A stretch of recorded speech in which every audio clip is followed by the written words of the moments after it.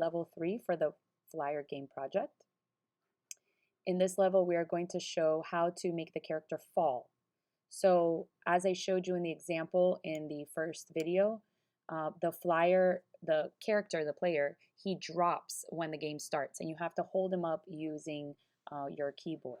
So we are going to be working now under the comment falling. So if you look in your code, you could see here falling. So our code that we are going to be doing in this level is going to be under the comment falling. So it's telling us we're going to use the counter pattern with the player's sprite velocity y to make the player fall. If you remember, the counter pattern is y equals y plus 1 or x equals x plus 1. So basically you are increasing something as the game loops. Okay, this green code right here, this green section, this function, this is a loop and it loops forever. So anything you put inside of here will continue to run over and over again. Anything outside of the loop will only run one time. So it creates a player one time, creates a target one time, it creates the two obstacles and moves them just at the beginning. And we can update them over and over inside of this draw function, what we also call the loop. Okay, so we have our background in here, which is why it works.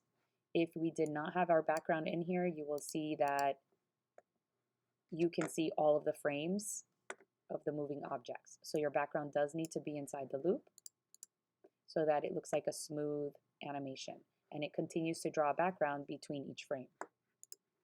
Okay, so we're going to be working under the falling, and they want us to use the counter pattern with the velocity. So because we are dropping our player down, if I put the grid back on, you'll remember that it goes from 0 to 100. So if I'm dropping him, his velocity needs to be positive. So I'm going to use the y velocity because we are going up and down. And my sprite's name is player. And then I'm going to increase my velocity. So I need an addition symbol. And I do need the velocity again because it's going to take the player's starting velocity, which he's not moving, so his velocity is 0. And I'm going to continuously increase it by a number each time. So we do need the velocity again.